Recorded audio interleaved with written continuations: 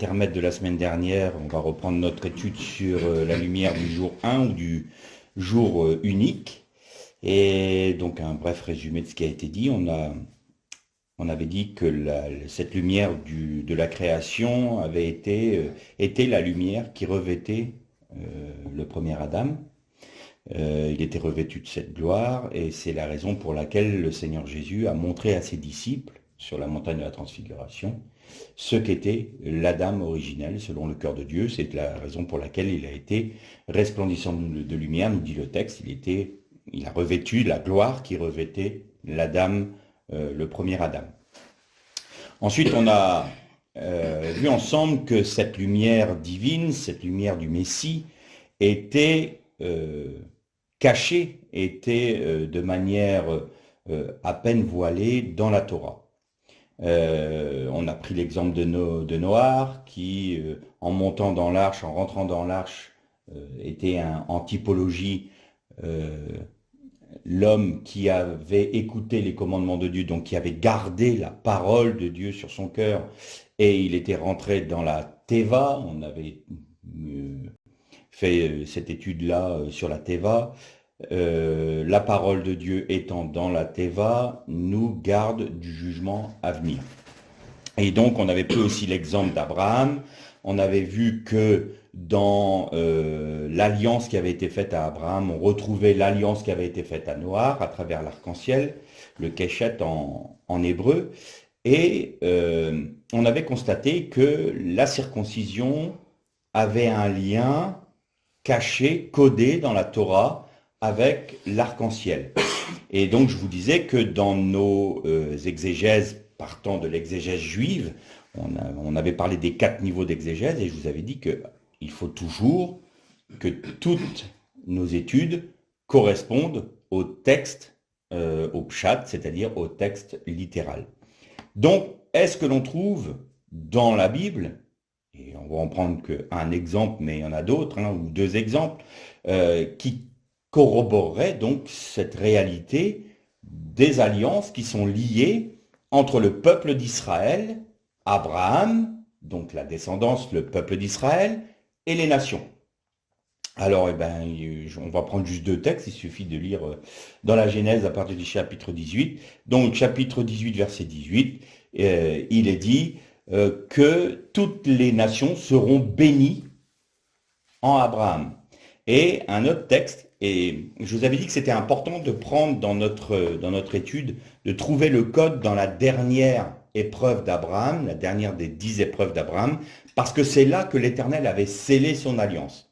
Et d'ailleurs, on va prendre donc au niveau du pshat, c'est-à-dire au niveau du texte littéral, on va lire au chapitre 22 de la Genèse, le seul verset 18. Toutes les nations de la terre se diront bénies ou seront bénies par ta descendance. Et pourquoi? Parce que tu as écouté ma voix. Cette parole de l'Éternel a été donnée à Abraham tout de suite après la Hakeda, c'est-à-dire ce qu'on appelle communément le sacrifice de Yitzhak, mais c'est plus précisément la ligature d'Isaac. Et donc parce qu'il avait obéi et il avait cru en l'Éternel dans ces 10 épreuves et qu'il n'a jamais douté de la parole de Dieu, alors Dieu réitère ses promesses et les scelle définitivement en disant maintenant, puisque tu as écouté ma parole, puisque tu as cru en moi, alors toutes les nations seront bénies en ta descendance. Donc là, on retrouve le lien entre l'arc-en-ciel donné à Noach, le keshet, et la Brit Mila, la circoncision, l'alliance qui a été donnée au peuple d'Israël. On avait également vu que typologiquement, l'arc-en-ciel se divisait, se séparait en 7 couleurs. Et on avait fait le parallèle avec le fait que les 7 couleurs pouvaient correspondre aux 7 esprits de l'Éternel que l'on retrouve, j'avais fait une erreur, c'est pas dans Ésaïe 22, mais dans Ésaïe 11, au verset 2, le prophète parle du Messie, du Mashiach, et dit « L'Esprit de l'Éternel reposera sur lui, esprit de sagesse, esprit de connaissance, esprit de grâce, esprit de... » Voilà. Et il met les 7 esprits de Dieu, il les nomme. Pourquoi? Grosse question parmi les rabbins également. Pourquoi est-ce que le Keshet, l'arc-en-ciel, n'a pas été donné comme une lumière blanche? Pourquoi est-ce que l'Éternel a fait en sorte qu'elle soit dispersée en cette couleur? Et la réponse est fort simple. Nul ne peut voir la gloire de Dieu, ne peut voir l'Éternel et vivre. C'est impossible. Quand vous prenez par exemple les prophètes Ézéchiel, ou que vous prenez Jean, quand ils ont les visions du royaume des cieux, enfin pas du royaume des cieux, c'est pas précis, du monde d'en haut, des eaux d'en haut, ils tombent comme morts, parce qu'ils sont complètement submergés par la gloire de Dieu, et ils sont terrassés par cette gloire de Dieu. Et pourtant, elle ne leur est pas dévoilée dans sa plénitude. Et les rabbins disent, celui qui verrait la lumière de l'Éternel telle qu'elle est ne peut pas subsister, il meurt un instant. C'est impossible. Alors, qu'a fait l'Éternel? Il a séparé, divisé sa lumière, sa gloire, et il l'a fait reposer sur le Messie. Et c'est typologiquement, l'arc-en-ciel est une prophétie de ce que le Messie va être, et ça sera le terme de notre, enfin du moins la conclusion de notre étude. Je ne sais pas si ça sera aujourd'hui ou la prochaine fois, on verra, en fonction de l'avancement de notre méditation. Mais les 7 esprits de Dieu sont mis dans un voile qui est la chair du Messie. Et donc, nous est révélée la gloire de Dieu en Yeshua HaMashiach, en Jésus le Messie. Et c'est pour ça qu'il y a cette alliance avec l'ensemble de l'humanité, qui est la représentation de l'arc-en-ciel en 7 couleurs, parce que vous ne pouvez pas recevoir la plénitude de la gloire de Dieu, vous allez être terrassé par elle. Alors Dieu la disperse. Il y a un lien spécifique avec ce que l'on appelle dans le mysticisme juif l'arbre de la vie, avec les sphirotes. Vous avez repris les esprits de l'Éternel. La Bina, la Roua, tout ça sont l'esprit de sagesse, esprit de connaissance, esprit d'intelligence. Voilà. Donc tout ça c'est repris dedans. Pourquoi? Parce que pour se révéler aux hommes, il est obligé de, entre guillemets, je vais parler de façon humaine, mais il est obligé de filtrer cette lumière divine pour pouvoir la révéler et pour que nous puissions la supporter. Mais on reprendra cette option, enfin cette vérité quand on conclura notre étude. Donc on a vu le lien qu'il y avait entre les alliances, on avait notamment abordé le fait que le nom de Elohim ou Elohim était la rigueur et que le tétragramme Yud-Kef-Vav-Kef était la miséricorde. Et aujourd'hui, on va poursuivre notre étude à travers Moïse. Alors Moïse, Moshe, c'est très intéressant parce qu'il a une place spéciale. Moshe est celui à qui il a été donné la Torah, à qui a été donnée la Torah de la part de Dieu. Et en cela, on va voir une réalisation de ce que l'on avait pressenti, de ce que l'on avait discerné à travers la vie de Noah, c'est-à-dire que la Torah, la lumière du premier jour était dans la Torah. Et on va commencer tout de suite par la vie, tout début de la vie de Moïse, de Moshe. Qu'est-ce qu'il y a eu? La Bible nous dit que le Pharaon faisait tuer tous les enfants de moins d'1 an. Et la mère de Moshe, voyant que l'enfant était beau, elle le mit dans un panier couvert de pois et le mit sur le Nil.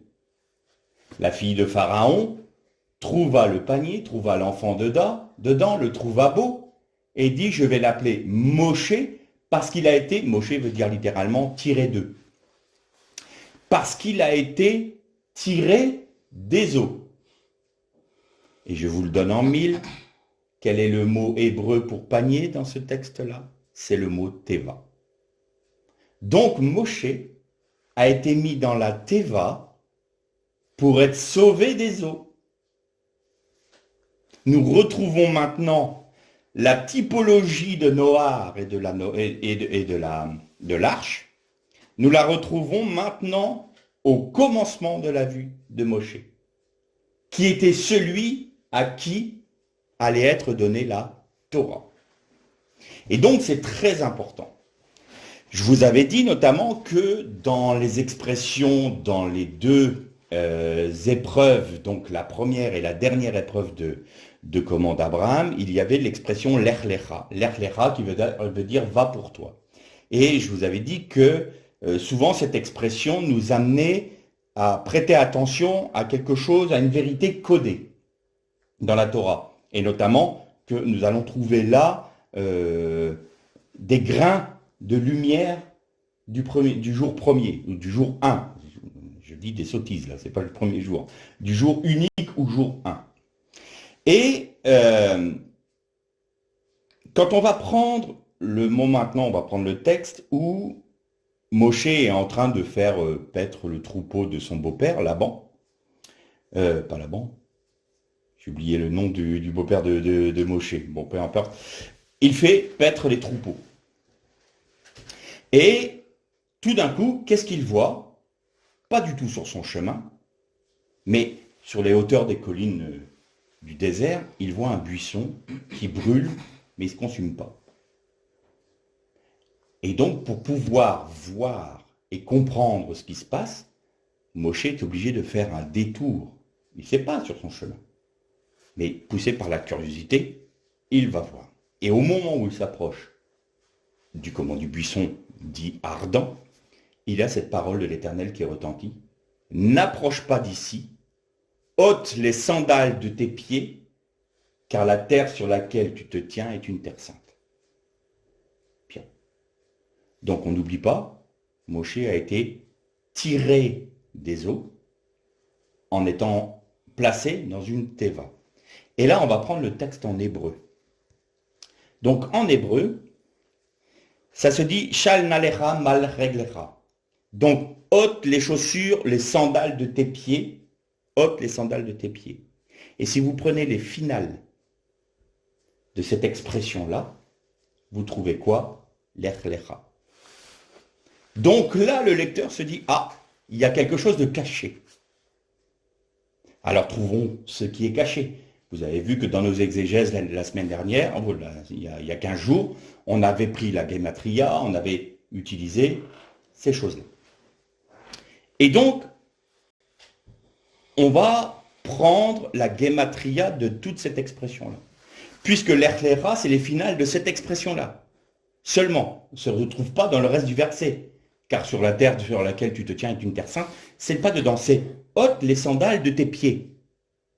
Donc, prenons ces 4 mots hébreux, shal, nalecha, mal, reglera. Et nous trouvons 913. Donc l'ensemble des lettres que forme cette phrase a pour valeur numérique, a pour poids numérique 913. Maintenant, recherchons un mot ou une expression de la Torah auquel correspond le même poids numérique. Ben, c'est pas compliqué, donc on va prendre par le début, et ben on s'arrête dès le début. Bereshit. Bereshit, c'est 913. Donc sous-entendu, dans cette expression, ôte les sandales de tes pieds, c'est-à-dire que là, Dieu se révèle à toi. Qui se révèle à toi? Celui qui est au commencement. Ça te ramène à Bereshit. Alors allons-y. Seigneur, Bereshit, très bien. Est-ce qu'on peut préciser quel texte tu veux nous faire montrer dans Bereshit? Qu'est-ce que ça veut dire? Alors, on peut faire une chose intéressante. On a trouvé l'erchlera, cette expression l'erchlera dedans. Eh bien, enlevons cette expression, la valeur numérique de cette expression, de l'ensemble de la phrase. Donc, l'erchlera a pour valeur numérique 100. Donc, qu'est-ce qui reste? 813. On est d'accord? 913 Bereshit, 913 Shal Reglera, Mal Reglera. Donc, on a 913. On enlève l'Er, l'Echa, on a 813. Y a-t-il une expression? Quelle est premier mot ou première expression que nous trouvons dans Bereshit qui a cette valeur-là? Il y en a une. C'est I-Or, Vai-I-Or. Allez, je ne vous fais pas languir. Que la lumière soit et la lumière fut. 813. Nous trouvons 813 dans cette expression-là. Sous-entendu, Moshe, tu te tiens sur une terre sainte, tu ôtes les sandales de tes pieds parce que c'est quelque chose de très saint. Je te ramène au commencement et je vais te révéler la lumière du jour 1. Et donc en Moshe va être donnée la Torah. Quand il est descendu du mont Sinaï et que Moshe avait reçu la Torah, qu'est-ce que nous dit la Bible? Son visage resplendissait. Et il couvrit son visage quand elle arriva près du peuple parce qu'il était illuminé de quoi? Eh bien de la lumière du jour 1. En recevant la Torah, Moshe était le reflet de la gloire de Dieu parce que la Torah est la lumière du jour 1 et parce que la lumière du jour 1, qui est la Torah, est le Mashiach, le Messie. Et donc Moshe, en recevant la Torah, il recevait la gloire de Dieu, la lumière du jour 1. Et je vous ai dit qu'on peut utiliser les mots miroirs. Quel est le mot miroir de Moshe? Vous savez que les Juifs aujourd'hui et de tout temps, au lieu de dire le tétragramme, puisqu'ils ne peuvent pas le dire, le prononcer, ils disent le nom. C'est le nom. Ben, que veut dire Moshe? Si vous le lisez à l'envers, vous avez Hachem. Hachem en hébreu, c'est le nom.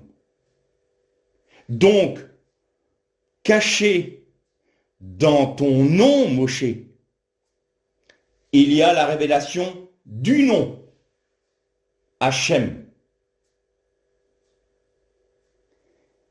Eh bien, on va aller encore plus loin. Est-ce qu'il n'y a pas quelque chose qui se cache dans cette expression I-Or, Vai-I-Or, dans l'expression que la lumière soit, la lumière fut? Dans la Torah, donc que dans la Torah, pas dans le Tanar, hein. Dans la Torah, il y a de mémoire, alors j'essaye de retrouver ma note parce que je n'ai pas la mémoire forcément des chiffres, je retrouve pas, peu importe, de toute façon.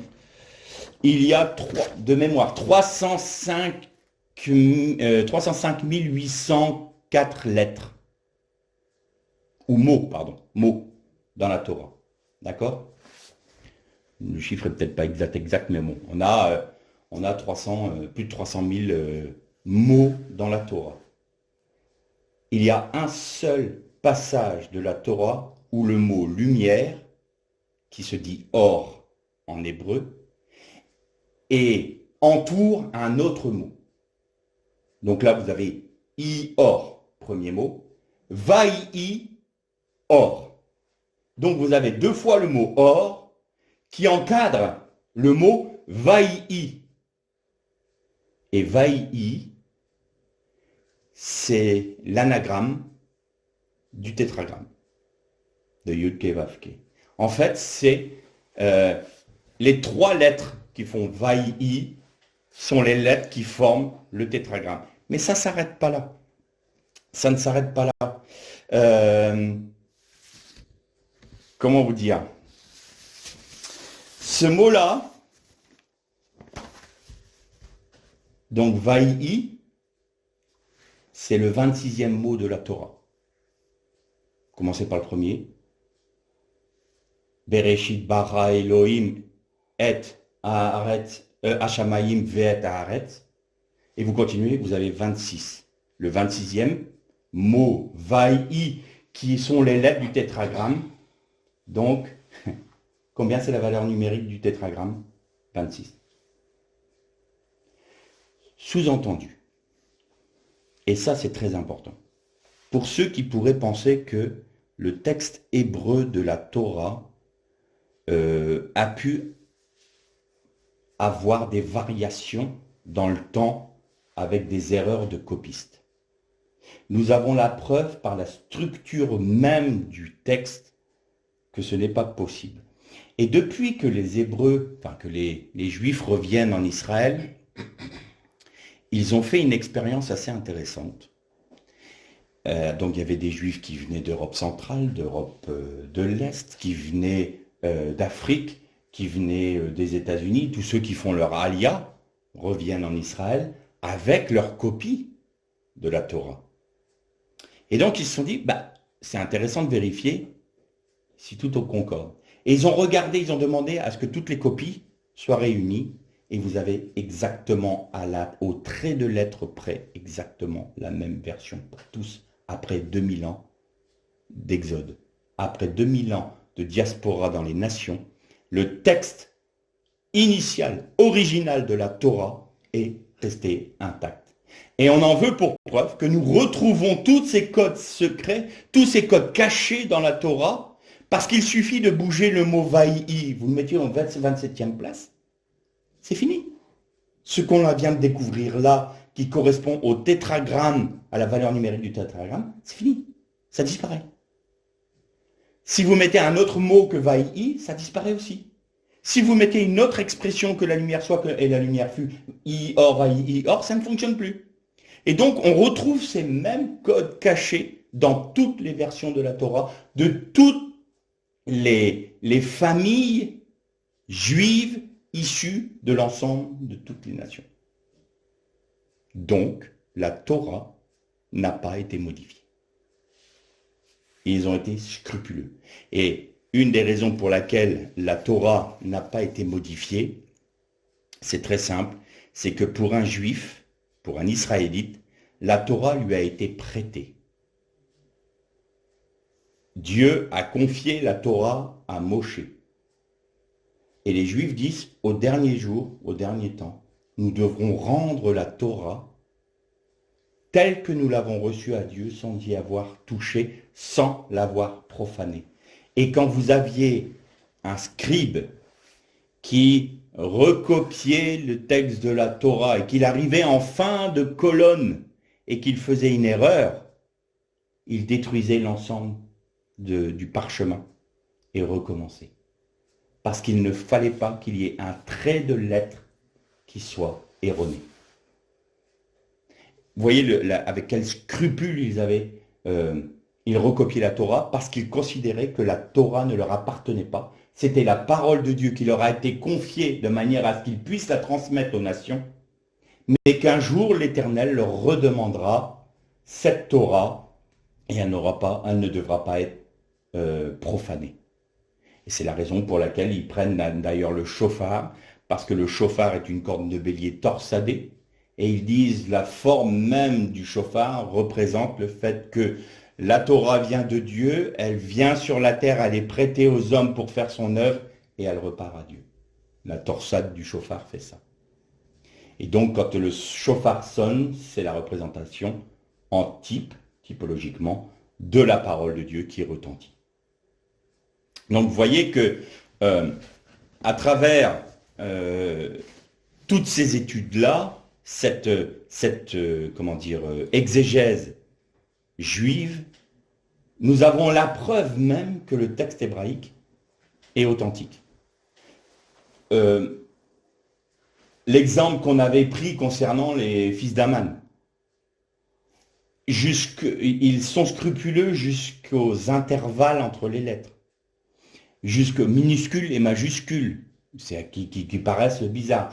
Ils reproduisent les fautes d'orthographe. Si tout ça a été gommé, eh bien, il y a des prophéties qui disparaissent, il y a des codes cachés, il y a des vérités cachées au sein même de la Torah qui disparaissent.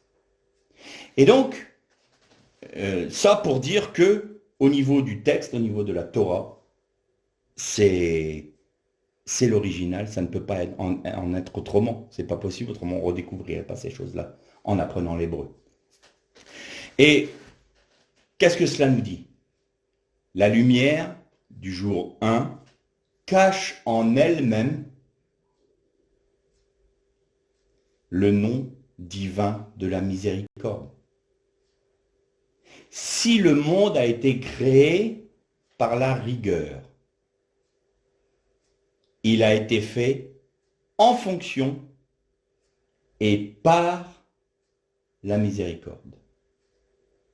Et là, nous retrouvons ce texte de Jean. Au commencement était la parole était Dieu, la parole s'est faite chair. Elle était la lumière du monde. Elle est venue parmi les siens et les siens ne l'ont pas reconnue. Qui est venu parmi les siens si ce n'est le Messie? Et donc le Messie, c'est la miséricorde de Dieu. Le Messie, c'est le tétragramme. Le Messie, c'est celui qui a dit « je le suis » et la cohorte romaine est tombée par terre, terrassée par le son de ce nom. Exactement comme le peuple d'Israël était terrassé par le nom du tétragramme quand le souverain sacrificateur prononçait ce nom à la sortie du Saint des Saints pendant la fête de Yom Kippour. Et donc, quand il est dit que le nom de Dieu pas qui surpasse, mais qui englobe l'ensemble des noms de Dieu, c'est bien le tétragramme, c'est bien la miséricorde. Parce que Dieu, par nature, est miséricorde. Et pourquoi il y a la rigueur? Mais parce que c'est un Dieu moral. Un Dieu moral qui établit des lois et qui se soumet lui-même à ses propres lois. Qu'est-ce que ça veut dire? Bien écoutez, il est Dieu. Il est le créateur de toutes choses. Il peut aller vers le mal. Qui le jugera? Qui le condamnera? Il est Dieu. Or, premier verset, premier texte de la Torah, Bereshit, Dieu dit que la lumière soit, la lumière fut, et Dieu vit que la lumière était bonne, kitov. Là, il met un jugement de valeur. Là, Dieu prononce un jugement de valeur sur la lumière. Il dit la lumière, elle est bonne. Et il appela la lumière jour et les ténèbres nuit. Donc, au moment où la première parole de création est prononcée, ou du moins première parole de révélation de la présence de Dieu dans la création est prononcée, il y a la séparation du bien et du mal. Et Dieu prononce un jugement de valeur sur ce qui est bien, c'est-à-dire la lumière. Et Dieu se soumet à sa propre loi. Puisque c'est bon, je reste dans le bien. Et je ne veux pas être tenté par le mal, bien qu'aucune créature ne pourrait lui en tenir rigueur.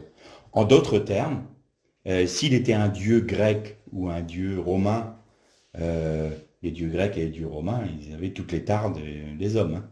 Ils étaient menteurs, ils étaient adultères, ils tuaient, ils massacraient, ils tuaient leurs enfants.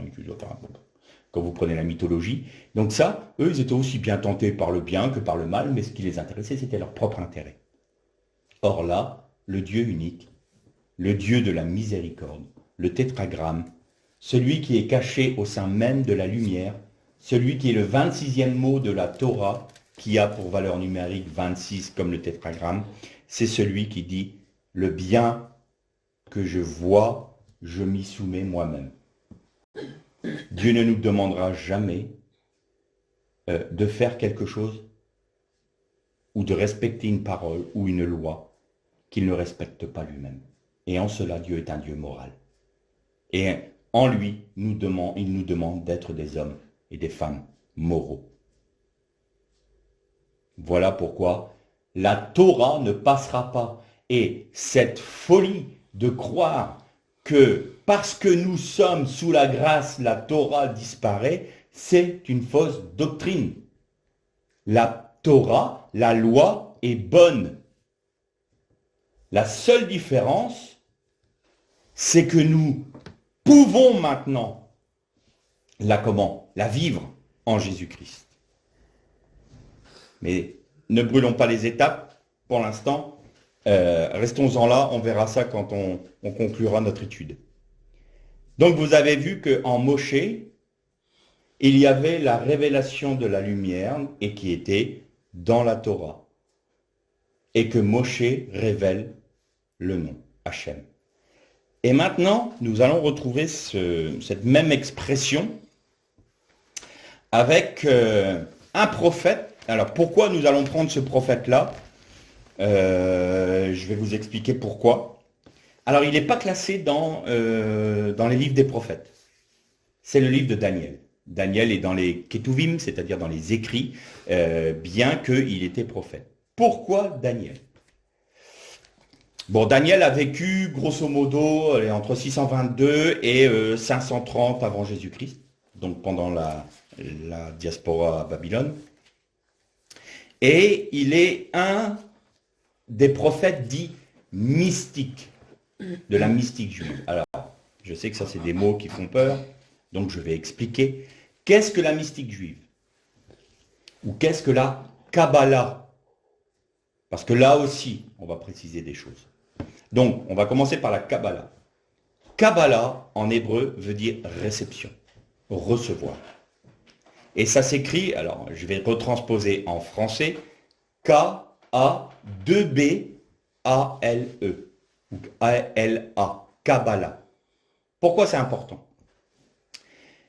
Parce qu'il y a eu, depuis que Jean Chrysostome a fait toute sa diatribe à Sainte-Sophie sur les Juifs, il partait du principe que toutes les expressions et les prières hébraïques étaient des incantations à Satan. Il disait qu'il vouait des cultes à Satan dans les synagogues. Et donc, dans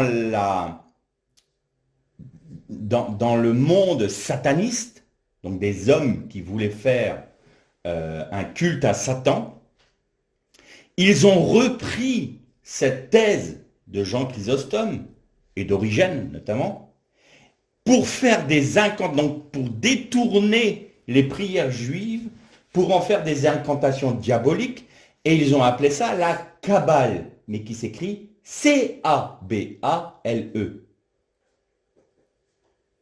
Et il y a une confusion entre la Kabbalah juive qui est, je vais vous expliquer ce qu'est la mystique juive, et la Kabbale diabolique. Et donc, on fait une confusion, et quand on entend parler de Kabbalah, oh là là, qu'est-ce que ça veut dire? C'est diabolique, il y a des incantations. Non, la Kabbalah sont des prières, sont des méditations, des méthodes de méditation issues du judaïsme pour s'approcher de Dieu. La Kabbale sataniste, c'est des incantations envers les démons. Deux choses différentes. Donc attention, il ne faut pas mélanger tout. Et donc, qu'est-ce que la Kabbale? Qui veut dire en hébreu réception. Eh bien, le premier kabbaliste, c'est Ézéchiel.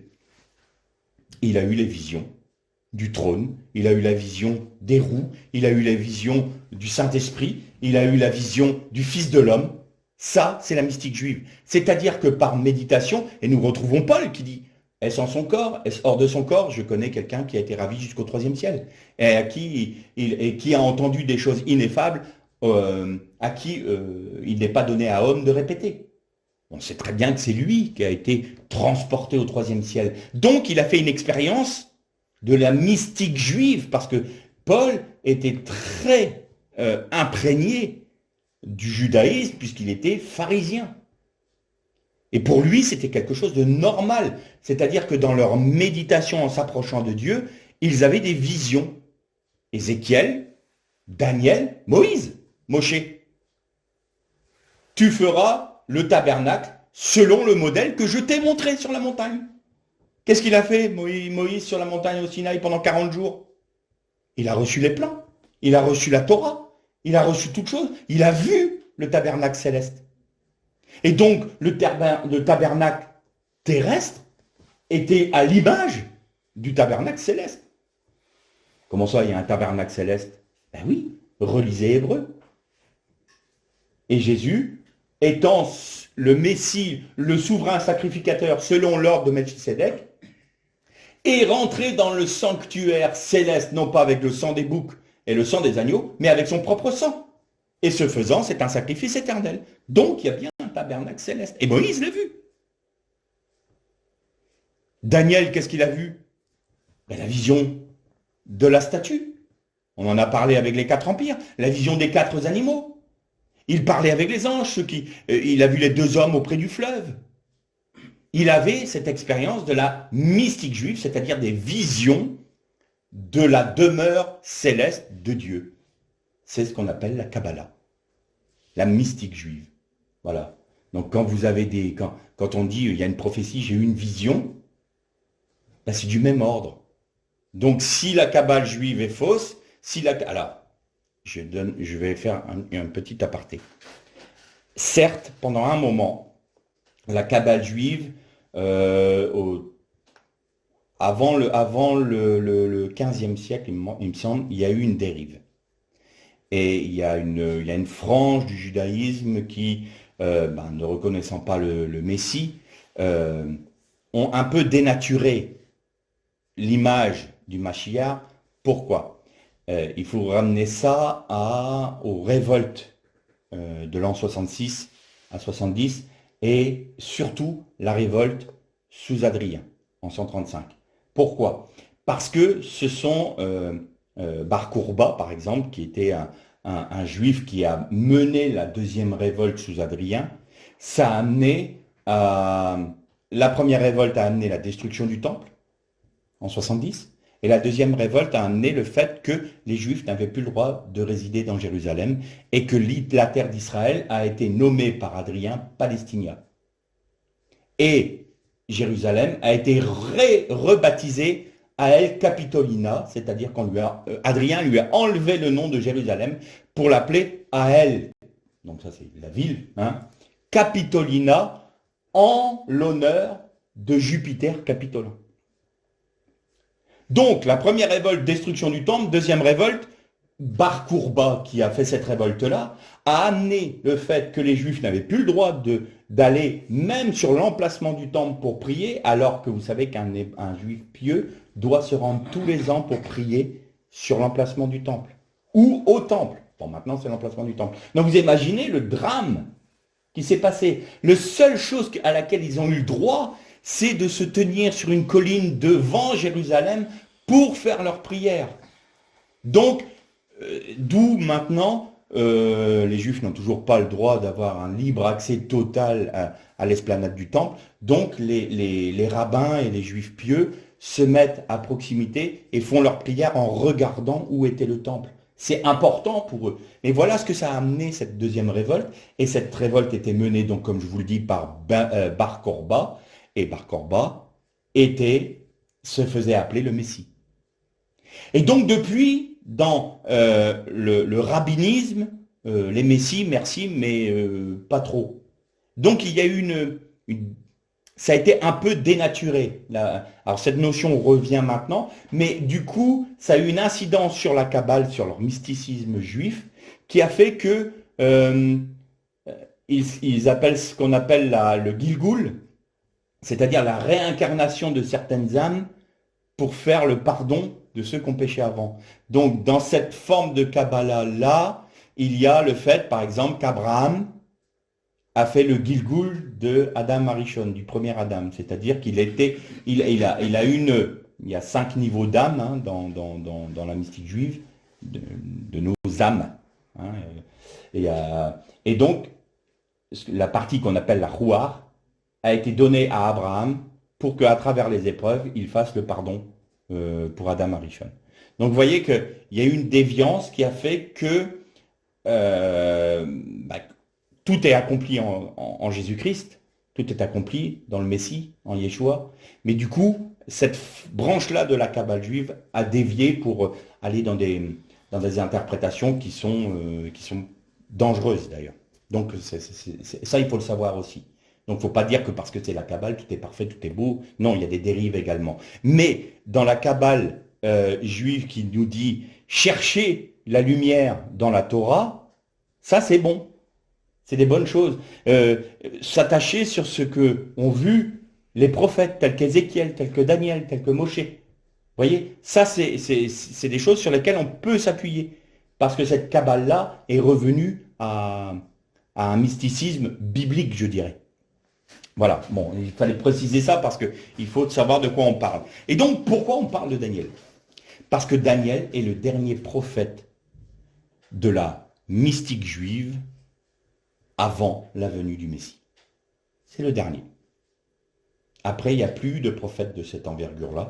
Il y a eu ce qu'on appelle les petits prophètes, mais qui n'avaient pas ces visions telles qu'Ézéchiel, telles que Moshe, telles que Daniel lui-même. Et donc, c'est la raison pour laquelle on s'intéresse à Daniel. Je reprends, vous avez vu, alors on n'a pris que quelques exemples, je suis certain qu'il y en a d'autres avec l'Erklecha, mais ça serait trop long. Autant, on a pris quelques exemples emblématiques de manière à ce qu'on comprenne bien que cette lumière du jour 1 est bien ancrée dans la Torah, quelle est la Torah elle-même. Vous avez vu en Noach, donc Adam d'abord, qui était revêtu de cette lumière, qui était un reflet, porteur de lumière, lui, dans la création, et on avait fait le parallèle avec Lucifer, qui était porteur de lumière, lui, dans les cieux. Je précise une chose. Autant Lucifer a été créé par Dieu comme étant l'être le plus parfait, le plus beau et le plus grand dans le monde angélique. Mais lui, il était un pur esprit. Il n'avait pas de corps. Et donc, il n'a pas eu besoin de tentateurs pour chuter. Étant un pur esprit, sa beauté a été suffisante pour le faire chuter.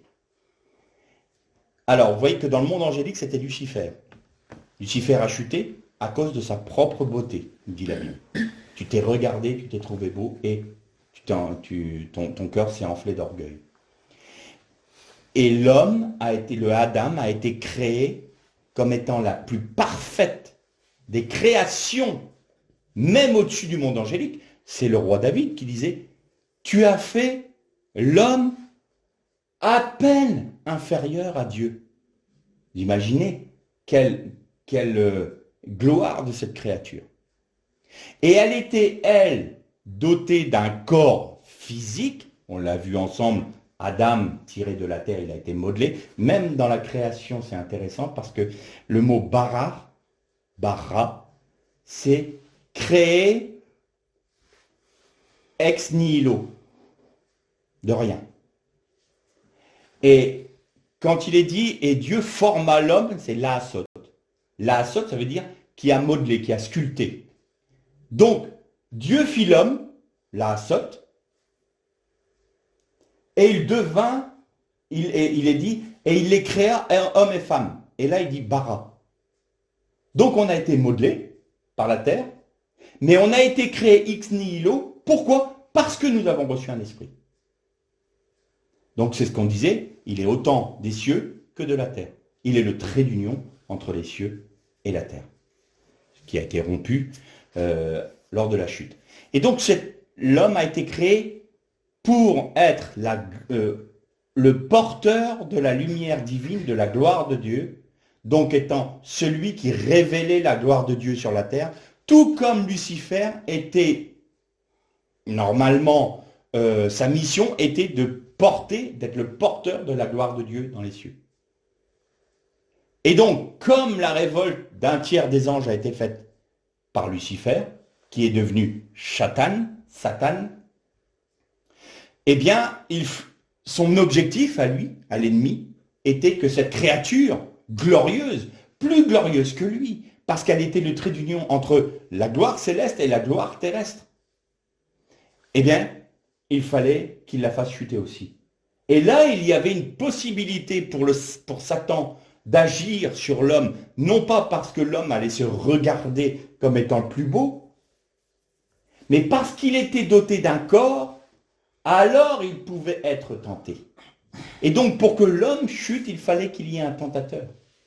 Inversement à Satan qui s'est lui-même auto-proclamé Dieu. Vous voyez? Et quand Satan il vient auprès de Isha, il lui dit, mais pas du tout, vous n'allez pas mourir. Mais si tu en manges de ce fruit-là, tes yeux vont s'ouvrir, vous serez comme des dieux. Tentation. Et la tentation à travers quoi? À travers le corps. Bon, ça serait une longue étude, mais je voulais donner juste cette précision-là pour montrer qu'il y avait deux créatures qui avaient été créées particulièrement pour être porteurs de la gloire de Dieu. Donc, en Adam, il y a ça. Ensuite, après la chute, on a vu Noé. Noé qui a obéi à la parole de Dieu et qui a, en typologie, placé la parole dans la Teva, et en étant placé lui-même dans la Teva, il a été secouru du déluge, donc du jugement. Ensuite, on a vu Abraham avec les alliances entre le peuple hébreu et l'ensemble des nations. Et là, en Moshe, on vient de voir ensemble donc cette merveille que l'on trouve sur la lumière divine. Et donc là, on termine par Daniel pour ce qui est de la typologie. Et quand on terminera par l'aboutissement et la révélation pleine et entière de la lumière. Et donc Daniel, c'est un prophète de la mystique juive. Et au chapitre 12, on va prendre le dernier verset. Tout à fait le dernier verset. Et il est dit, alors je vais le dire en français d'abord, « Et toi, marche vers la fin, tu entreras dans le repos, puis tu te relèveras pour recevoir ton lot à la fin des jours. » Alors, si on veut traduire plus littéralement, on va dire, « Pour toi, va jusqu'à la fin, tu te reposeras et te dresseras devant ton sort ou ton héritage jusqu'à la fin des jours. » En hébreu, cette expression se dit « Vata, ler, leketz, taoura, taamod, leglecha ». Et vous retrouvez l'air, lecha dans cette expression. Vata, l'air. On trouve le premier, l'air, là. Et les deux dernières lettres de cette phrase, c'est lecha. Donc vous retrouvez l'air, lecha à cet endroit-là. Donc, va pour toi jusqu'à la fin, jusqu'à ta mort. Tu te reposeras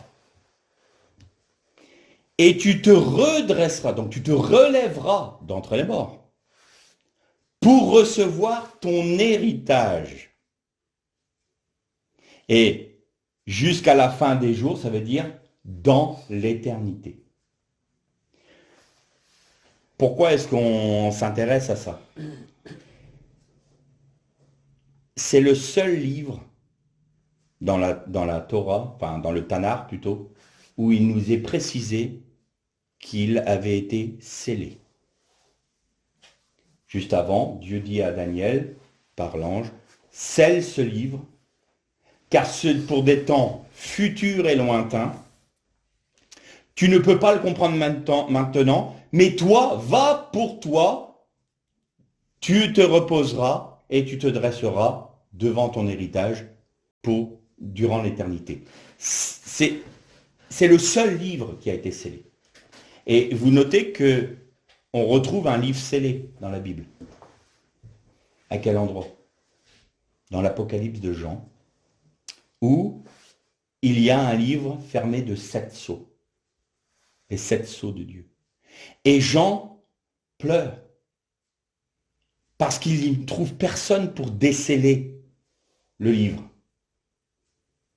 Et tout d'un coup, l'ange dit, il y a l'agneau de Dieu immolé, à qui il a été donné la victoire, relisez le texte de Apocalypse, et lui est digne d'ouvrir les sceaux du livre. Quel était ce livre? C'était le livre de Daniel.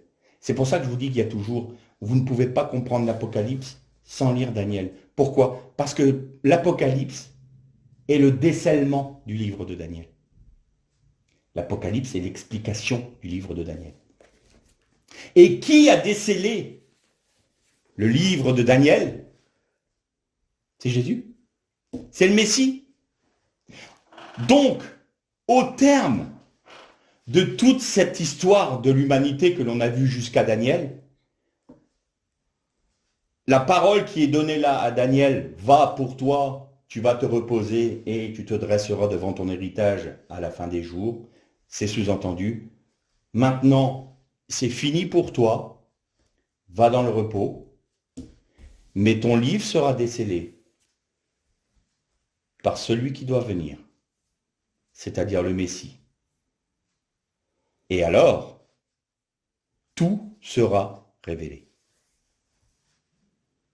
Donc vous voyez que dans toute cette ligne de vérité cachée ou codée dans la Torah, nous voyons toujours une même pensée. C'est la révélation de la lumière, c'est-à-dire de la gloire de Dieu, du nom par-dessus tous les noms. Et pour terminer, je dirais quand même que de qui est-il dit dans la Bible qu'il a reçu le nom au-dessus de tous les noms? Vous lisez dans les Épîtres, c'est Yeshua Mashiach, c'est Jésus le Messie. Et vous avez vu le lien qu'il y a entre Jésus et le tétragramme? Le tétragramme, c'est le nom qui ne peut pas être prononcé. C'est le nom par excellence, c'est la miséricorde. Eh bien, c'est le nom qui a été donné à Yeshua. Et là, on retrouve le lien. Et toute cette lumière-là, et nous verrons la prochaine fois, que l'accomplissement de la révélation de cette lumière, qui sont les 7 esprits de Dieu, qui reposent sur qui? Sur le Messie. Mais cette lumière a été cachée dans sa chair. C'est la raison pour laquelle il est venu parmi les siens, et les siens ne l'ont pas reconnu. Alors là, je vous donne un petit avant-propos de la prochaine fois. Donc on va parler là-dessus. Mais tout en trouvant ce parallèle avec Jésus, et de voir l'accomplissement de toute notre étude en Jésus, on va aussi s'arrêter sur quelles conséquences ça a pour nous et quelle application pratique toute cette étude a pour nous.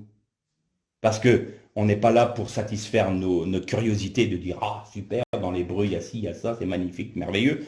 Qu'est-ce que ça va impliquer pour nous? Donc on va voir tout ça la prochaine fois. Juste une chose, et je termine par ça, retenez bien, et c'est extrêmement important, quand Moshe a reçu la Torah sur le mont Sinaï, c'était lors d'une fête juive. Laquelle? Est-ce que vous vous en souvenez? C'était la fête de Shavuot, la fête de Pentecôte. Retenez bien que la Torah a été donnée à Moshe et à Israël pendant la fête de Pentecôte, de Shavuot. Parce que c'est extrêmement important pour la suite. Et extrêmement important pour nous-mêmes. Et extrêmement important pour voir que la Torah et tout le Tanakh, l'Ancien Testament, n'est en aucune manière désuet ou mis de côté ou rejeté.